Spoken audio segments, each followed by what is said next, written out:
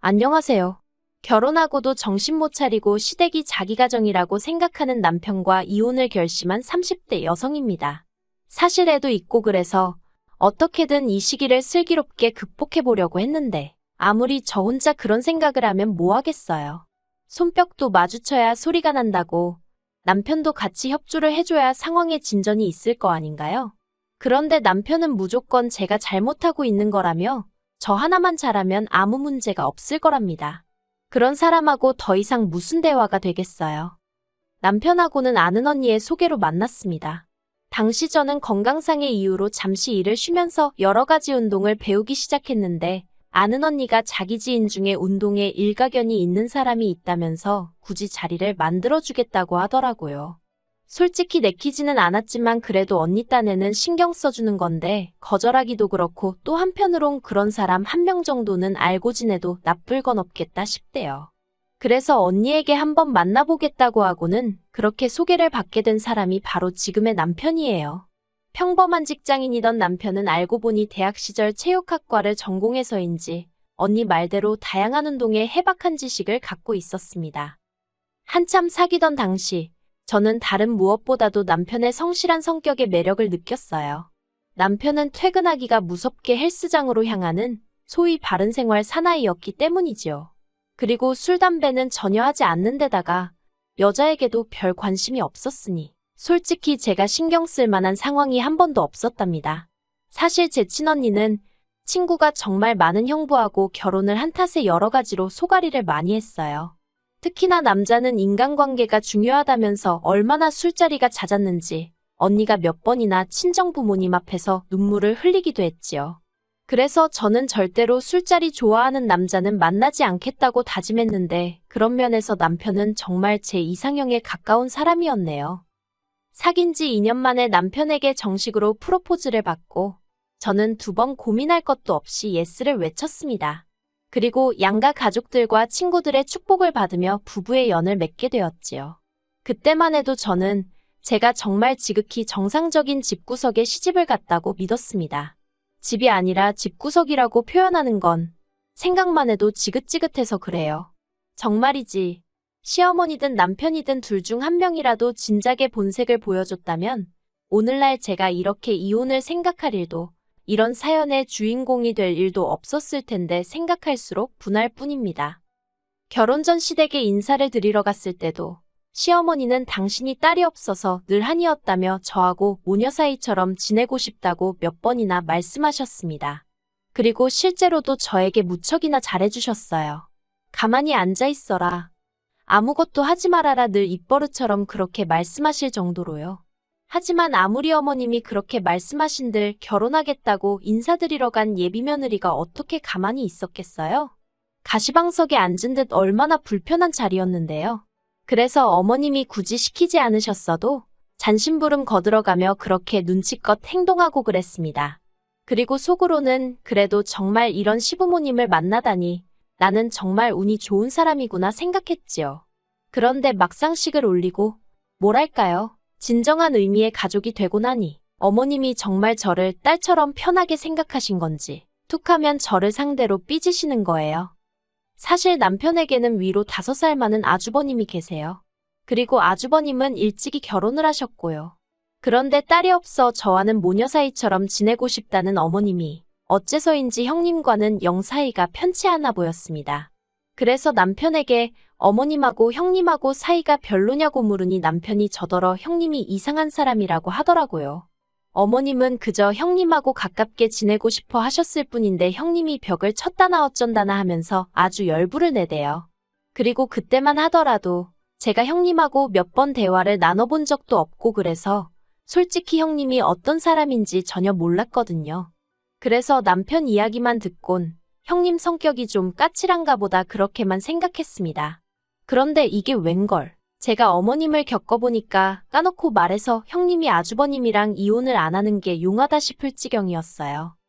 돌이켜 생각해보면 모든 문제가 시작된 건 시부모님이 저희 부부가 사는 지역으로 이사를 오시면서였어요.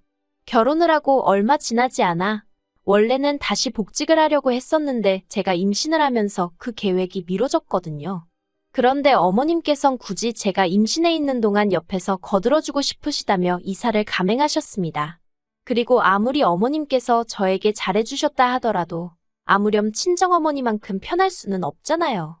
어머님이 오시겠다 하는데 제가 아무리 배가 나온다고 한들 옷 한 벌을 편하게 입고 있을 수도 없었고, 그러다 산딸이 코앞으로 다가왔던 어느 날 다른 날과 다름없이 어머님께서 지금 저희 집에 오시겠다며 연락을 해오셨습니다. 그런데 친정어머니가 이미 와 계신 상황이었거든요. 그래서 어머님께 지금 친정어머니가 와 계셔서 안 될 것 같다고 말씀을 드렸어요. 그랬더니 어머님 목소리에 냉랭한 기운이 싹 돌면서 알았다는 한마디와 함께 전화를 딱 끊으시더라고요. 그리고 솔직히 그런 어머님의 반응이 꺼림직하긴 했지만 그래도 친정어머니가 앞에 계신데 어머님한테 전화해서 가즈나 양과 애교로 기분을 풀어드리는 것도 그렇고 해서 그냥 내버려뒀어요. 말이 나와서 말이지만 임신한 저를 챙겨주시겠다는 말씀은 여벌이었고, 툭하면 그렇게 삐지시고 하는데 저도 호르몬이 미친 듯이 날뛰는 시기에 매번 어머님 비위 맞춰드리는 게 여간 고역스러운 게 아니었습니다. 하지만 이런 이야기를 남편에게 하면 남편이 한다는 소리는 늘 그래도 어쩌겠냐, 어머님 딴에는 너한테 잘해주고 싶어서 그러시는 거니 네가 이해해라 였거든요. 한마디로 도움이 안 되는 소리만 했던 거지요.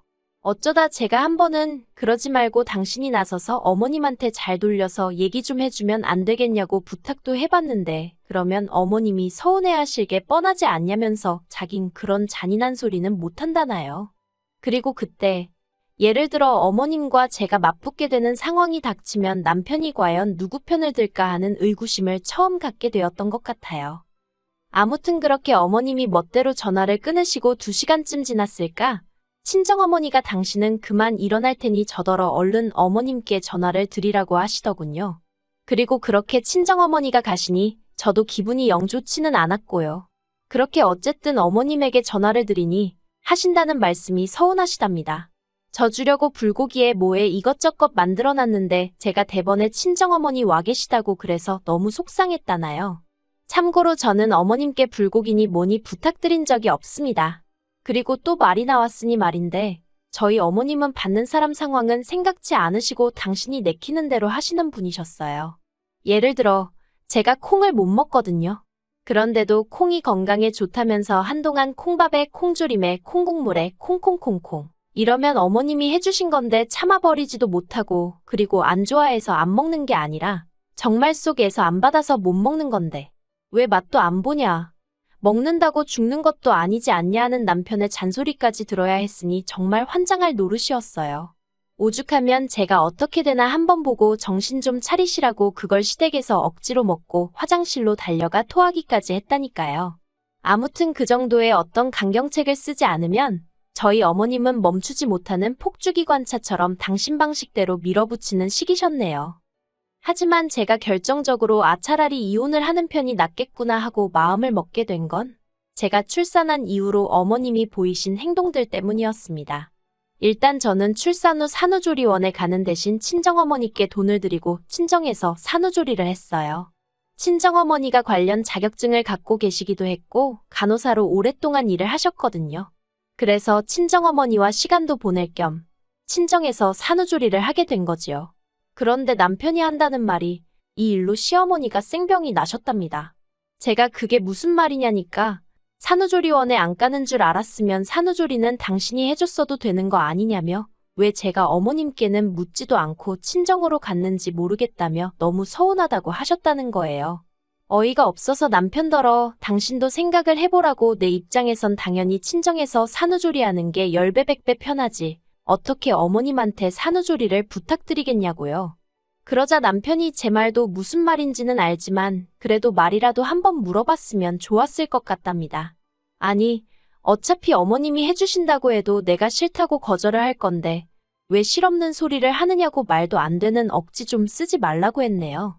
그런데도 끝까지 남편은 저더러 그러지 말고 그래도 어머님한테 전화 좀 드리고 죄송하다고 말이라도 하라나요. 제가 됐다고 사과할 일을 사과해야지 무슨, 난 사과 안 한다고 기대하지 말라고 했어요. 그리고 그렇게 어머님이 일주일에 저 때문에 마음 상하셨다며 연락이 없으셨습니다. 솔직히 얼마나 편하던지 숨통이 트이는 기분이었네요. 그리고 이후로도 친정어머니에게 여러 가지로 도움을 받은 게 사실이에요. 친정에서 2주 정도 시간을 보내고 집으로 돌아왔지만 애를 처음 키워보니 실수투성일 수밖에 없었잖아요. 그러다 보니 반찬이니 뭐니 그런 거 할 시간도 전혀 없었고 무엇보다 잠을 못 자니까 환장하겠더라고요. 그래서 친정어머니께 번번이 연락을 드리고 그러면 친정어머니도 금세 오셔서 제 손발이 되어주셨습니다. 이때를 생각하면 정말이지 친정어머니가 아니었으면 어떻게 버텨냈을까 싶어요. 그런데 어머님은 이렇게 친정어머니가 저를 도와주러 집에 와주시는 것도 질투를 하셨습니다. 당신도 도와줄 수 있는데 왜 매번 친정에만 연락을 하느냐는 거였지요. 그런데 솔직히 말해서 어머님은 정말 도움이 하나도 안 되는 분이셨어요. 일례로 저희 애는 품에 안겨야만 잠을 자는 편이었거든요. 그리고 등에 무슨 센서라도 달린 것 마냥 내려놓으면 내려놓기가 무섭게 잠에서 깨서 울어버렸고요. 그런데 어머님은 제가 아이를 안고 있으면 당신도 안아보게 해달라며 달라고 하시고 그래서 내키지 않아도 안겨드리면 정말 1분도 안 안고 계시다가 무겁다며 탁 내려놓으시기가 일쑤였습니다. 그러니 기껏 재워놔도 소용이 없었고 그렇게 애가 잠을 설치면 결국 제가 고생은 더 하게 되잖아요. 그러니 아무리 일손이 딸리고 도움이 필요해도 어머님 생각이 날 리가 없었지요. 어머님만 오시면 저 하고 있는 것도 신경 써야 되고 제대로 된 도움도 못 받고 그러나 중에 어머님이 행여 별것도 아닌 정말 저는 생각지도 못한 일로 삐지시진 않을지 눈치도 봐야 하고 정말 한마디로 저한테 좋은 점이 하나도 없었으니까요. 그런데 며칠 전 남편이 저한테 할 말이 있다더니 어머님 이야기를 꺼냈습니다. 사실 근래 어머님으로부터 연락이 줄어들어 다행이다 싶으면서도 또 무슨 일로 심사가 뒤틀리셨나 생각은 종종 했거든요. 그런데 괜히 연락했다 덤태기 쓰진 않을까 싶어서 남편이나 어머님한테 딱히 묻지 않았지요. 그리고 아니나 다를까 제 생각대로 어머님은 삐져 계신 상황이었고 그걸 제가 몰라준다 싶으셨는지 남편을 통해서 당신의 불쾌한 기분을 전해오신 거였습니다. 그런데 그 내용이 가관이었어요. 제가 어머님과 친정어머니 사이에서 친정어머니만 찾는다며 정말 서럽다고 하셨다는 거예요. 그리고는 저더러 친정과 시댁 사이에서 한쪽만 선택하라고 하셨답니다. 앞으로도 그렇게 친정어머니만 찾아댈 거면 당신하고는 연을 끊자고요. 그리고 저는 솔직히 무슨 생각으로 그런 얘기를 하셨을까 싶대요. 당연히 제 입장에선 친정이지 시댁일 리가 없잖아요. 그래서 남편더러 정말 그렇게 말씀하셨냐니까 그렇답니다. 그래서 제가 그러면 어쩔 수 없네. 나는 당연히 친정이지 했어요. 그랬더니 남편이 저더러 제정신이냐면서 결혼했으면 이제 이 집 식구니까 당연히 시댁을 골라야 하는 거 아니냐입니다. 이런 상황에서 친정을 골랐다는 건 자기랑 안 살겠단 말이나 다름없는 거 아니냐면서요. 그리고 남편의 말 같자는 소리에 저는 더 이상 뭐라 대꾸해줘야 할지 모르겠대요. 그래서 제가 남편에게 역으로 물었습니다. 당신은 나하고 우리 애 그리고 어머님 사이에서 한쪽만 고르라면 누굴 고를 거냐고요. 그랬더니 남편이 잠깐 고민하는 듯 하더니 제가 어머님을 버렸으니 자기라도 어머님을 선택해야 하지 않겠냐는 거예요. 그리고 전 솔직히 믿는 구석이라고 해야 할지 그러니까 적어도 남편이 그런 한심한 대답을 할 줄은 상상도 못하고 한 질문이었거든요. 그런데 명색이 애아빠란 사람이 애는 안중에도 없고 떡하니 어머님을 고르는 걸 보고는 아, 이 인간은 아니구나. 남편으로도 애아빠로도 안 될 사람이구나 싶대요. 그래서 제가 그럼 어쩔 수 없지 않겠냐고 가서 어머님이랑 알콩달콩 잘 살라고 했습니다. 나도 친정 가서 친정 부모님이랑 우리 애랑 같이 알콩달콩 살겠다고요. 그리고 정말 어디 가서 말하기도 어이없는 앞의 사연으로 저는 남편과 이혼을 결심하게 되었습니다. 저는 남편이 좋았던 이유가 성실한 성격도 있었지만 우직하다고 해야 할지 사람이 책임감이 있어 보여서 좋았거든요. 그래서 막말로 가진 것도 없고 한마디로 별 볼 일 없는 남자지만 희망이 있다고 생각하고 결혼까지 한 거였고요. 그런데 자기 어머님 일이라서 그런지 옳고 그른지도 제대로 못 보고 자기가 앞으로 정말 책임져야 할 사람이 누군지도 판단도 못하는 머저리일 줄은 몰랐네요. 그래서 남편에게 이혼하자 했더니 저더러 제 심사가 꼬여서 이 지경이 된 거라며 지금이라도 시어머니께 앞으로는 친정어머니한테 하듯이 잘하겠다고 섭섭하게 해서 죄송하다고 사과만 하랍니다. 그러면 모든 게 제대로 돌아갈 수 있다면서요. 하지만 저는 그럴 생각도 절대 없고 변호사 사서 고부 갈등으로 이혼 소송을 할 생각이에요. 솔직히 막말로 어머님께 하지도 않은 잘못을 빌며 사과드린 게 하루 이틀 일이 아니고 그러니 한 번 더 한다고 크게 문제될 것도 없어요. 그렇지만 매번 이렇게 숙여드리다간 정말 제 팔자가 남아나질 않겠다 싶어서 지금이라도 아니다 싶은 이 선을 끊어내야 할 것 같습니다. 남들은 시어머니가 며느리랑 가까워지고 싶어서 그런 건데 며느리가 너무하다 할지도 모르겠어요.